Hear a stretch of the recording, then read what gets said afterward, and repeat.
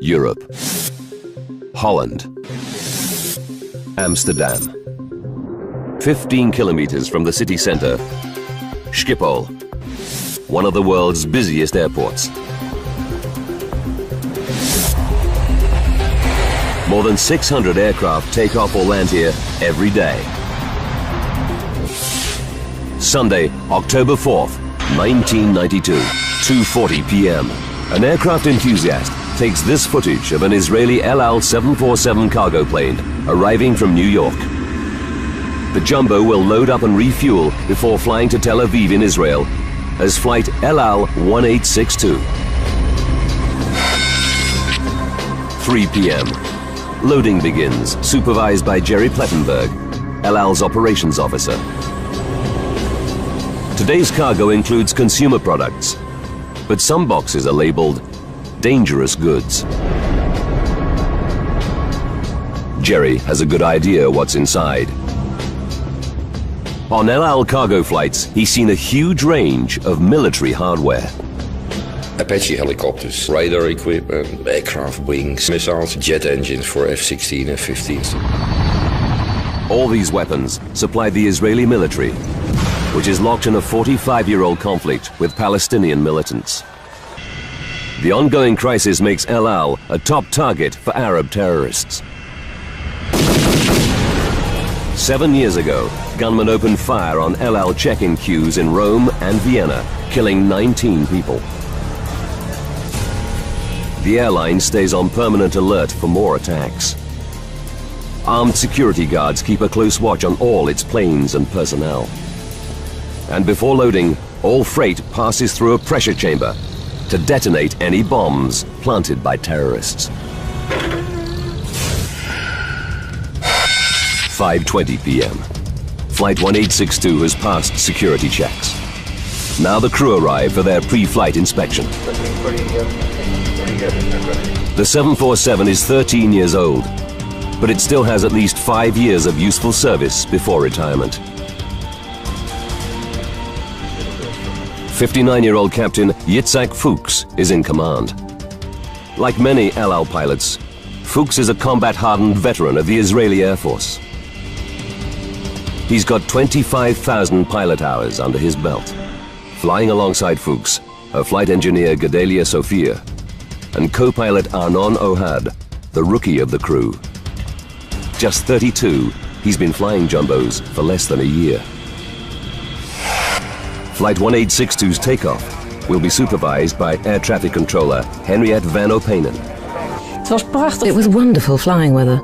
You could see to the end of the world. All the flight paths in and out of Schiphol pass over densely populated areas of Amsterdam. Under one of them lies the Bijlmer suburb, 13 kilometers to the east.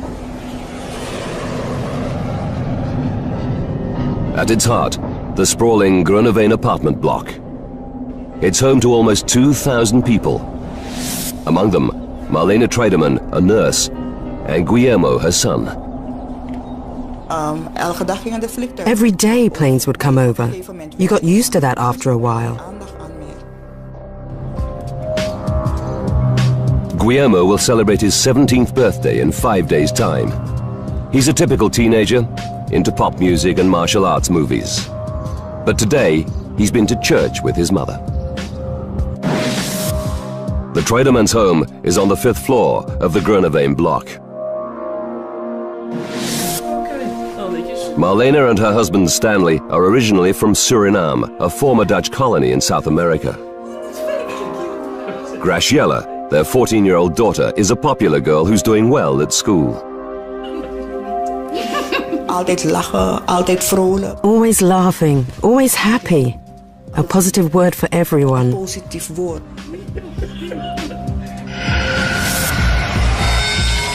6 p.m. On runway 1 at Schiphol, Captain Fuchs powers up the 747's 4 Pratt & Whitney engines. LL 1862, ready for taxi. He hands over to his young co-pilot, Arnon Ohad, to give him more flying experience on the 747. 6 minutes after takeoff, El Al 1862 heads east over Amsterdam suburbs.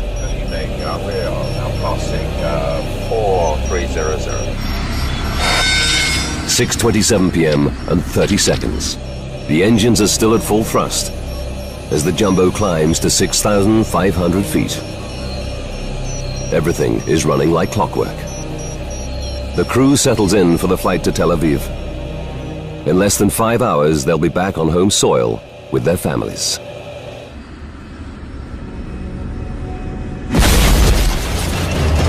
Suddenly, a terrifying jolt rocks the plane.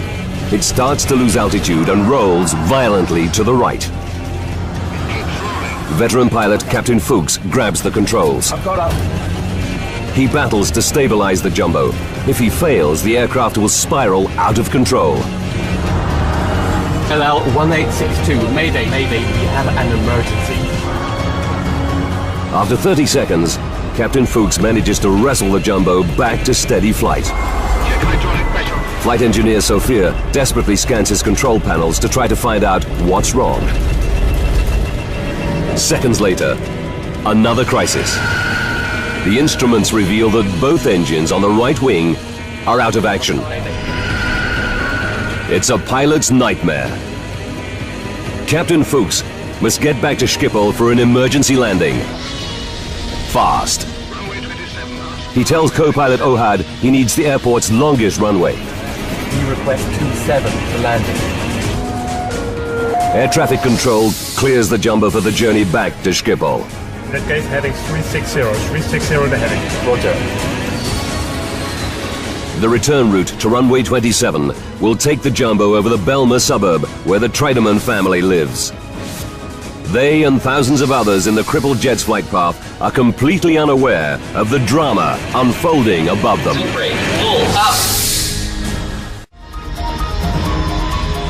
LL-1862, a fully loaded 747 cargo plane, is badly damaged and rapidly losing height. LL-1862, Mayday, Mayday, we have an emergency. 6:30 p.m. Fire crews race into position at Schiphol Airport, where the jumbo is due to arrive in less than 10 minutes. The 747 must make a descending turn over Amsterdam to reach the correct altitude and line up for runway 27. Its final approach will take it over the Groeneveen apartment complex, where the Treidemann family lives. Marlena and Stanley decide to visit a friend nearby. They tell their children, Guillermo and Graciela, they'll be back soon.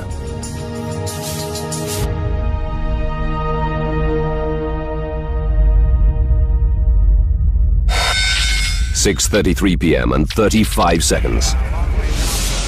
Descend to 2,000 feet. Air traffic controller Henk ter Brakke clears the stricken jumbo to land at runway 27. Okay, you have around 13 miles to go to touchdown. Speed is all yours. The 747 is 2 minutes from the Bijlmer suburb. Marlena and Stanley are halfway to their friend's apartment. It's a typical Sunday evening. Many people are at home with their families. It was very relaxed outside. You could hear the children playing. You could see the people on the walkways.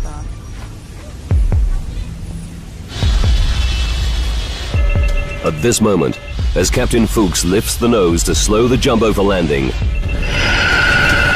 the roll to the right returns. He jams the rudder further to the left, but now the plane barely responds. Co-pilot Ohad alerts Schiphol. Controlling problem as well. The news sends a chill through ter Brakke. He immediately contacts his colleague Henriette van Openen. Hank summed that up to me by intercom and said, he is now in deep, deep trouble. 90 seconds later, Fuchs still battles to control the roll, but it's getting worse. And now, the jumbo is losing height fast. It's just seconds from the Bijlmer suburb. Here, unaware of the looming danger, Marlena and Stanley near their friend's apartment. Teenagers Guillermo and Graciela relax at home. 4 floors up, at the other end of the Groeneveen block, 31-year-old Andre Bos hears the approaching rumble of jet engines. You can describe the noise as getting louder all the time, and eventually it starts to roar. Suddenly, the roll accelerates to an extreme 90-degree angle, and the jumbo spirals towards the Bijlmer. Raise the flag. Get your gear down. Going down. Going down. Tank rate. Pull up. The roar of the jet is now deafening. Andre grabs the phone to call the emergency services. Seconds later, a nightmare unfolds just meters from his home. I looked at the landing gear as it flew straight past my balcony. Marlena and Stanley reach their friend's apartment. In his 10th floor apartment, 36-year-old bank worker Rinus de Haan is about to eat dinner. A screech from his pet cat brings him to his balcony. He's paralyzed by what he sees. The jumbo is heading straight for his apartment block. I saw my life go by in a flash from my childhood to that moment. I thought, it's over.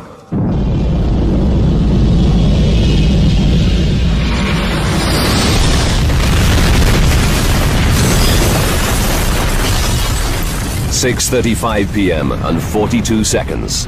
El Al 1862 smashes into the 6th floor of the 11-story apartment block.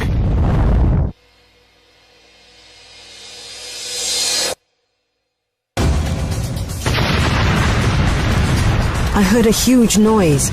It was as if a door slammed closed, like a bang. The impact knocks Rinus unconscious. Burning aviation fuel rains down onto dozens of apartments.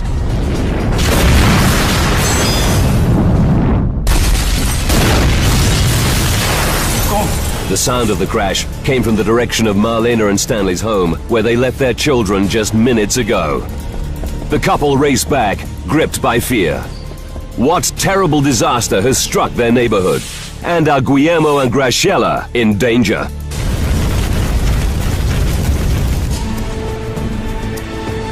El Al 1862, a 747 freighter laden with cargo, smashes into the 6th floor of an apartment block in Amsterdam.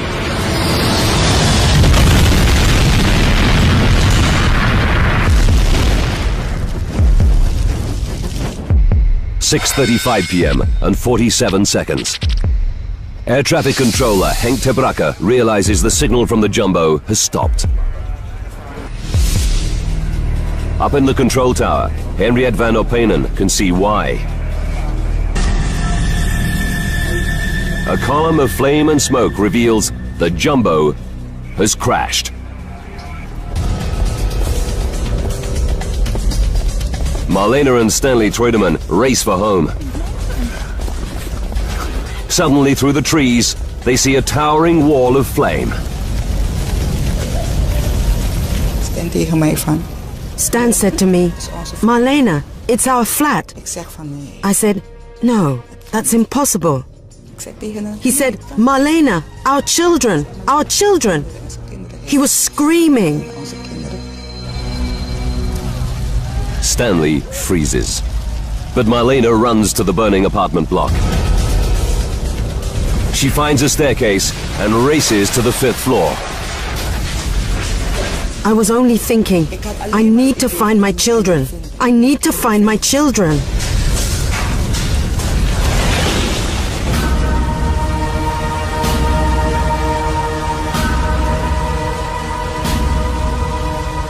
At the exact point where her home used to be, she's facing an abyss. A burning hole. I couldn't believe that my house was gone.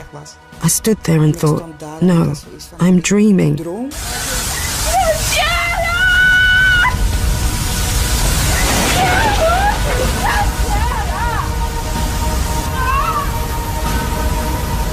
It suddenly occurs to Marlena that her children, 16-year-old Guillermo and 14-year-old Graciela, may have heard the plane coming and escaped. She starts a frantic search for them.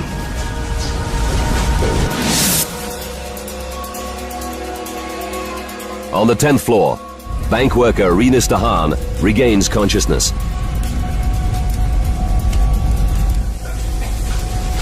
He staggers to his front door. To his horror, it won't budge. Shockwaves from the crash have shifted the frame and jammed the door shut. Rinus realizes he survived the crash, but now he could burn to death. There's no way out. Not even his cat can jump from the 10th floor. I thought, this is the end. I thought if I come out, it'll be a miracle. Andre Boss's apartment, 200 meters away, escaped the impact. Now he rushes to the crash site to see if he can help. What you see is the enormous heart of the fire.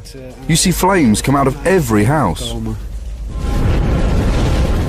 Andre knows there could be hundreds trapped or injured, and many could die before firefighters arrive.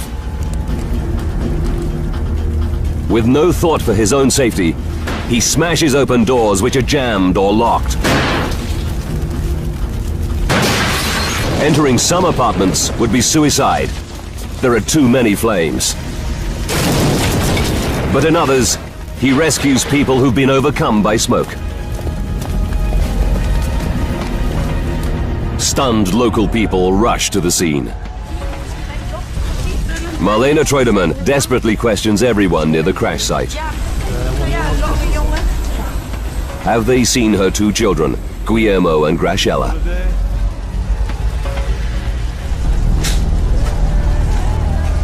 Still trapped in his 10th floor apartment, Rinus de Haan feels the temperature soaring as the blaze rages outside. At that moment, it was 58 degrees Celsius already in my house. I was sweating pints.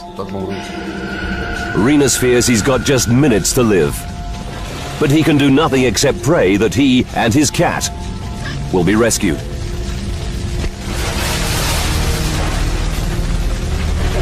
Just when he thinks he's about to pass out, neighbors break in. They rush him from the inferno in the nick of time.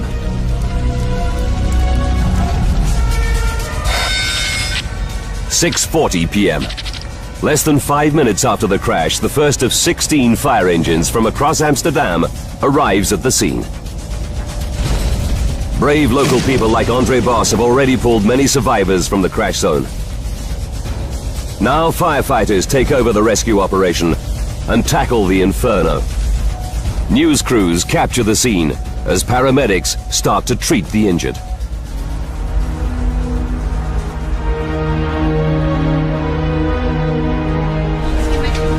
"50 minutes after the crash, Marlene still searches for her children. But no one has seen them. The terrible truth starts to sink in. She said goodbye to Guillermo and Graciela less than an hour ago and promised to be back soon. Now, all hope of seeing them alive again is fading.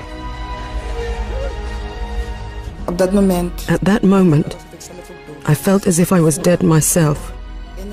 I felt as if I had died inside.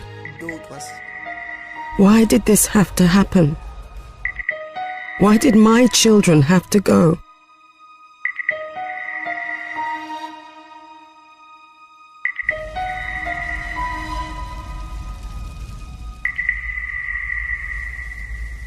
News of the disaster spreads around the world. As many as 200 may be dead tonight after the worst air disaster ever in the Netherlands. Dawn reveals a gaping hole in the building. The crash destroys 31 apartments on 11 floors. The official death toll is 43, including Captain Fuchs and his crew.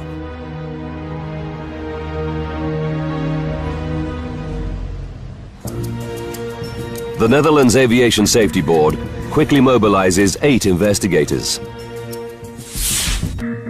Frans Earhart is a senior member of the team.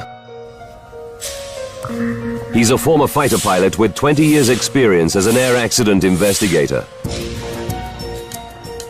But now he's facing his worst nightmare. You hope it'll never happen, but then it does happen. A large plane in the middle of a residential area with many victims.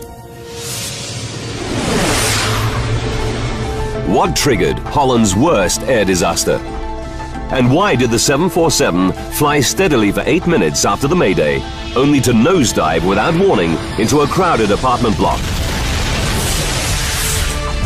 Now, by rewinding the events of that fateful day, and by going deep into the investigation, we can reveal what really happened to LL1862. Advanced computer simulation will take us where no camera can go, into the heart of the disaster zone. In that case, heading 360, 360 the heading. Earhart checks recordings from air traffic control at Schiphol. They reveal that co-pilot O'Hard reported losing power in both engines on the right wing. Number 3 and number 4 engine inoperative. Investigators know that 2 engines failing at the same time is almost unheard of. The team begins to suspect a more sinister reason for the loss of the Israeli jet.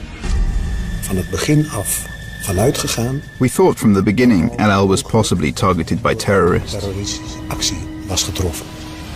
The investigators fear that Flight 1862 was downed by a terrorist bomb or even a ground-to-air missile. And they have a second mystery to solve. If the Jumbo was hit by a missile, why did it stay airborne for a full 8 minutes Sync rate, full, before dropping out of the sky? Sync rate, full, up.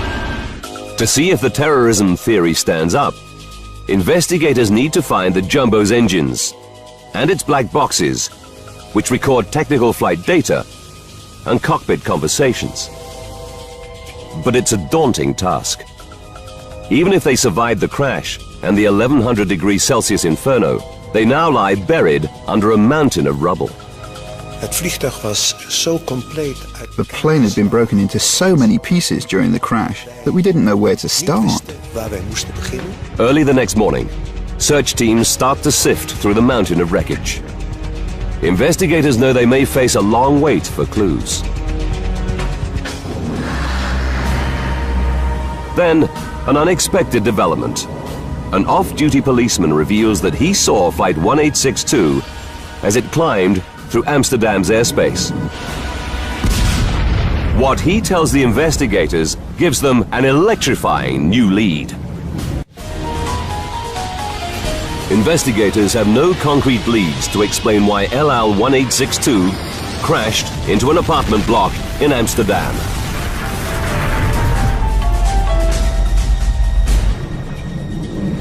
Then, Jan Kaspers, a detective with the Amsterdam police, tells them an extraordinary story.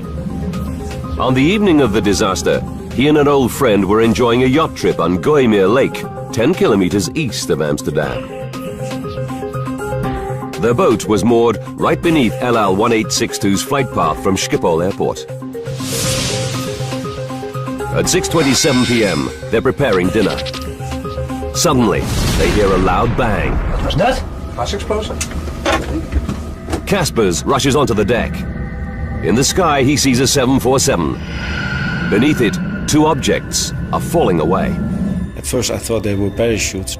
And just as they were above the treetops, I realized that they might be airplane engines. It's a startling revelation. Air crash investigator Frans Earhart immediately orders a team of divers to search Groeneveen Lake. Recovering the engines could solve the mystery. It's now clear to investigators that the 2 right-hand engines didn't simply fail. Number 3 and number 4 engine inoperative. They sheared off completely. Unable to see the engines from the cockpit, the crew had no idea what had happened. Now there's a new mystery facing the team. What could rip 2 5-ton engines off a 747 simultaneously?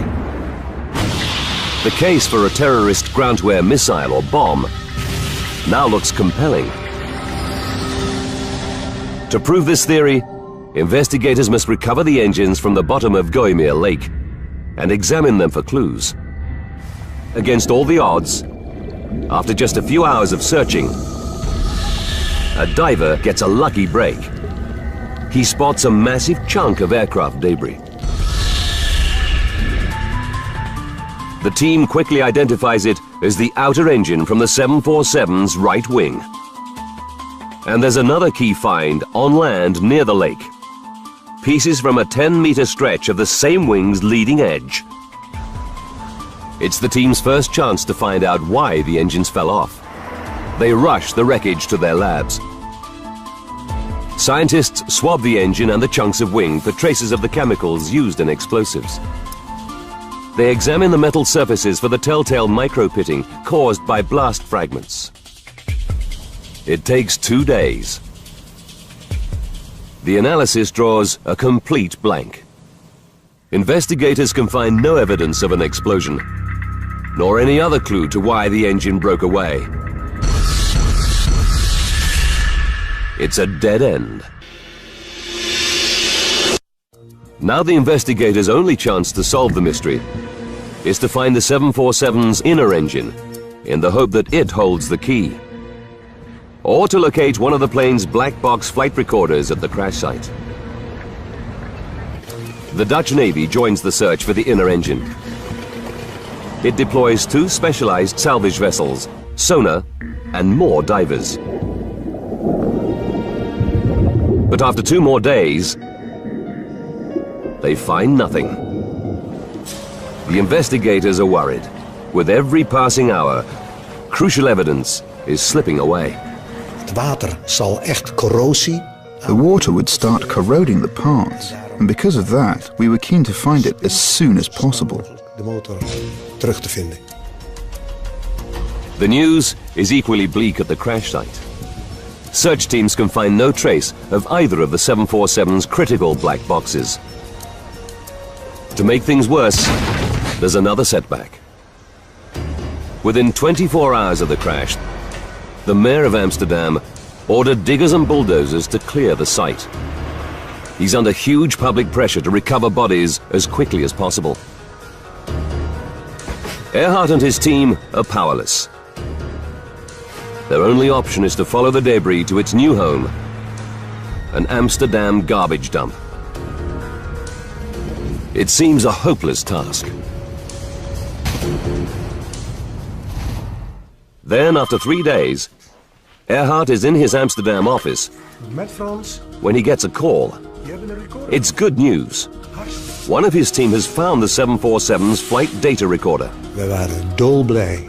We were very happy. At last we could take a step forward in our investigation. This black box records all the aircraft's critical technical data. It could prove the breakthrough they so desperately need. But when they open it, it's a terrible letdown. The tape inside is broken in 4 places. And data from the plane's critical final 2.5 minutes is indecipherable. They send the recorder to specialists in Washington, D.C. and the USA. It's a long shot, but it's their only hope. 11 days after the crash, the investigation team is at rock bottom. But just as investigators are beginning to despair, they hit the jackpot. A diver finds the inner engine, half buried by mud. It's still attached to the mounting that fixed it to the wing.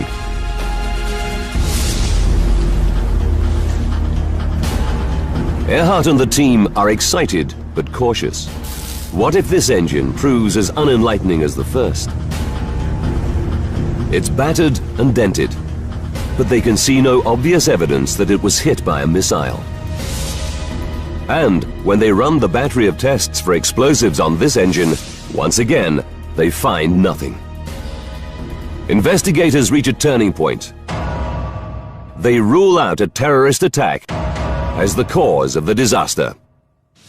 In fact, they can find nothing wrong with the engine itself. But when they examine its cowling, the outer casing, they quickly spot something odd. a dent, and on it smears of black paint. Where did it come from?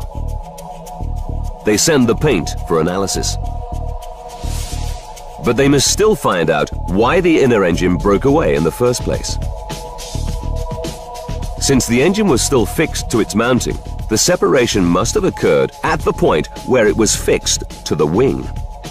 The team studies the 747's engine attachment system. 4 fittings hold the engines to the wing. At the heart of each is a 14 centimeter long hollow steel bolt called a fuse pin. The fuse pins are strong enough to take the load of a 5-ton jet engine at full thrust. But in some circumstances, they're actually designed to fail. If an engine suffers a crisis, like a mechanical seizure or a bird strike, it can vibrate violently. If the vibrations get too severe, the engine might tear itself free, destroying the wing with dire consequences. To prevent this, investigators know that all 747s have a damage limitation system. When vibrations reach a critical point, the fuse pins are engineered to snap, allowing the engine to fall away harmlessly. But there's no sign that the inner engine suffered a crisis. So the team must consider a chilling possibility. Did something go terribly wrong with the fuse pin system that led to catastrophe? The team examines the mounting that fixed the inner engine to the wing. They focus on what's left of the 2 central fittings which carry the bulk of the load. The fuse pins they held are both missing. But on one fitting, investigators spot something intriguing. The top of the lug that held the fuse pin has snapped off. Did this happen when the engine hit the lake, or earlier? Metallurgists examine the brake and make a dramatic discovery. The stress markings are not typical of a violent impact. They reveal that the lug snapped because it was overloaded. They realize this can only have happened if the fuse pin inside broke at one end. This would transfer significant stresses and twisting forces onto the lug at the other end, making it give way. Fuse pins are designed to break at both ends if the strain on the engine reaches a critical point. Earhart believes that a partial failure can only mean one thing: metal fatigue in the fuse pin. It's a startling new theory. Could metal fatigue in the engine's fuse pins be at the root of the disaster? But Earhart knows the inner engine would only shear off if both central fuse pins failed. To prove their theory, investigators will have to find the missing fuse pin from the other central fitting. The chances of finding such a tiny part in Bijlmermeer Lake are remote. Earhart's only hope that a significant fragment was still attached to the wing when the jumbo crashed.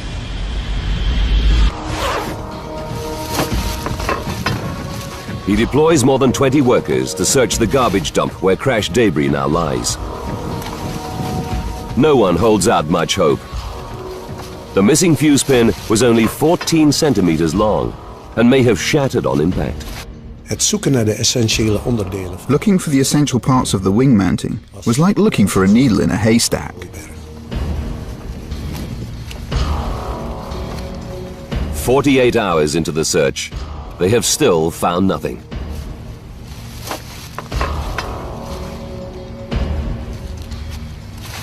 Then, on day 3, one of the team spots a piece of metal half hidden by garbage. It's part of the missing central fitting from the inner engine. And against all the odds, there's a chunk of fuse pin still inside. Investigators know it may be their last chance to solve the mystery behind the disaster. They begin scanning the fragment under an electron microscope as soon as it arrives from the rubbish dump. And they find their answer. In the wall of the fuse pin, there's a crack 4 millimeters deep. The patterns around the fault show all the classic signs of metal fatigue. The flaw started along machining grooves in the hollow pin's central bore. It's the breakthrough the team have worked so hard to reach. They already know that metal fatigue made one of the inner engine's 2 critical central fuse pins fail. Now, they have indisputable evidence that the other central fuse pin was also defective. With every flight, the microscopic cracks in the inner engine's fuse pins got bigger and bigger. On October 4th, 1992, they reached a critical point. At 6,500 feet, with the engine at full thrust, the faulty fuse pins fail.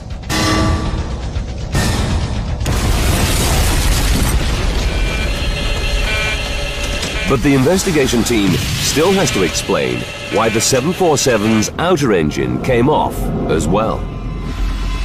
It's almost inconceivable that 2 sets of fuse pins could fail at the same time. Then they receive the test results on paint smears found on the inner engine's cowling. The smears are an exact match for the paint used on the central fan blade spinner of the outer engine. They realize there's only one possible explanation. The inner engine was at full thrust as the plane climbs. So when it shears off, it doesn't fall harmlessly away, it shoots forward. A split second later, it falls back, and by sheer chance, strikes the outer engine, smashing it off the wing. The impact also rips away a 10-meter stretch of the wing's leading edge. Investigators now know that a freak accident caused 2 engines to fall off Flight 1862. Mayday, mayday.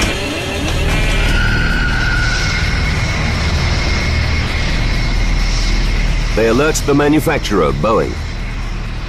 It immediately instructs airlines operating the 1,000 747s around the world to inspect all fuse pins and replace any that are faulty.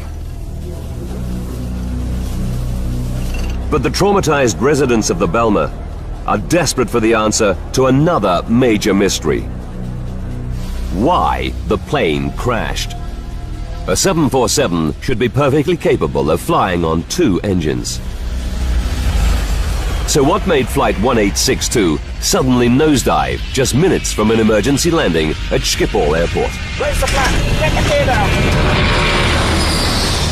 Investigators study the section of wing recovered from Bijlmermeer Lake. It's clear this damage would have reduced the plane's lift. They also realize that key flight controls lost hydraulic power when the engines broke away. But if this damage was severe enough to down the plane, how did Captain Fuchs keep it flying steadily for another 8 minutes? It's a paradox. Then, 18 days after the crash, the team gets some good news. Experts in the USA have retrieved the information from the damaged flight data recorder. The technical readings it contains prove to be the final piece of the puzzle. They reveal in chilling detail what finally downed Flight 1862.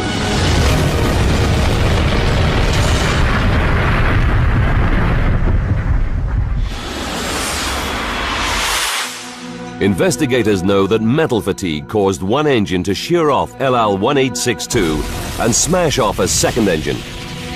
The incident also destroyed a section of the right wing's leading edge and disabled key controls. Mayday, mayday, we have an emergency. But the damage was clearly not severe enough to down the plane immediately.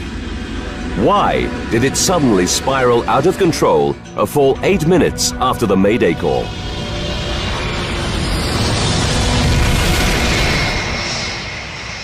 The team drafts in test pilot and aeronautical engineer Geert Tikelaar to find the answer. He analyzes thousands of technical readings from the 747's flight data recorder. After 8 months of hard work, Tikelaar has a dramatic new insight into what happened to Flight 1862. For the first time, he's able to explain the complex relationship between the loss of the engines, the mangled wing, and the damaged controls. He discovers that although the crippled plane could still fly, a crash was inevitable as soon as it tried to land. De crew had geen keuze. The crew didn't have a choice. They could do nothing else. They were doomed to crash. The flight data analysis finally reveals why LL-1862 nosedived without warning after pilots kept the jet airborne for a full 8 minutes. And how hundreds of people on the ground were left seconds from disaster. 8 minutes to disaster. Defective fuse pins holding the inner engine to the wing snap, causing the plane to lose not one, but 2 engines. This catastrophe also damages a 10-meter stretch of the wing's leading edge, causing a major disruption of airflow over it. This reduces lift on the right-hand side and makes the 747 roll to the right. Captain Fuchs has also lost 2 hydraulic systems, controlling key anti-roll devices. He only manages to wrestle the jumbo back to level flight by pushing his remaining controls to the limit. The flight data analysis reveals that his current airspeed of 280 knots is the key. It's just high enough to get sufficient lift out of the right wing to keep them aloft. 39 seconds to go. 5 kilometers from the Bijlmer apartment complex. Now Captain Fuchs lifts the jumbo's nose to slow the plane down for landing, unaware that this routine procedure will have fatal consequences. The flight data reveals that this change in angle worsens the disruption in airflow over the mangled right wing. The result is a further loss of lift on this side of the plane, and it starts to roll again. Captain Fuchs struggles to pull it level. But his airspeed has now dropped below 260 knots, reducing lift even more. This time, his damaged controls cannot save him. Controlling problem. 30 seconds to disaster. As the roll and loss of lift reach a critical point, the 338-ton jumbo plummets earthward. Get the gear down.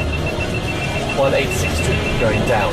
LL-1862 nosedives from 2,500 feet.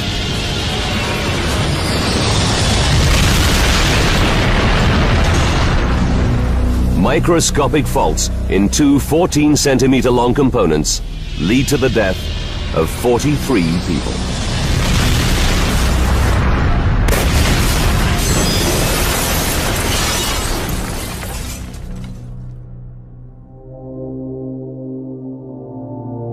Rescue workers found the bodies of 16-year-old Guillermo and 14-year-old Graciela the morning after the crash, just meters from where their home once stood.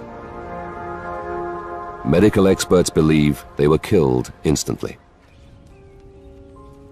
After the disaster, the children's parents, Marlene and Stanley, moved to another part of Amsterdam. They couldn't bear to live in the area where their children died. Het is niet makkelijk, dat geef ik ook toe. It's not easy to lose your child or your children. Maar je kan... But you can get strength from the good times you've had with them. De fijne momenten wat jij met ze hebt gehad. En de herinneringen... Memories from their birth to their death. No one can take away from me. Dat neemt niemand me af. En ik weet dat ze hier zijn. Ik voel gewoon... I know they are here. I feel their presence. A good atmosphere.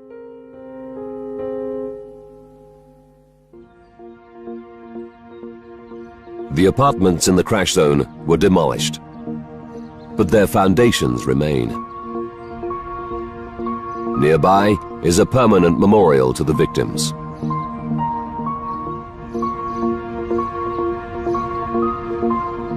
But the disaster also leaves another legacy. Boeing goes on to strengthen all 747 engine-to-wing attachments, including fuse pins. It also rolls out a more stringent inspection regime with new ultrasound testing to detect metal fatigue. The changes brought about by the Schiphol crash make every 747 flying today a safer aircraft.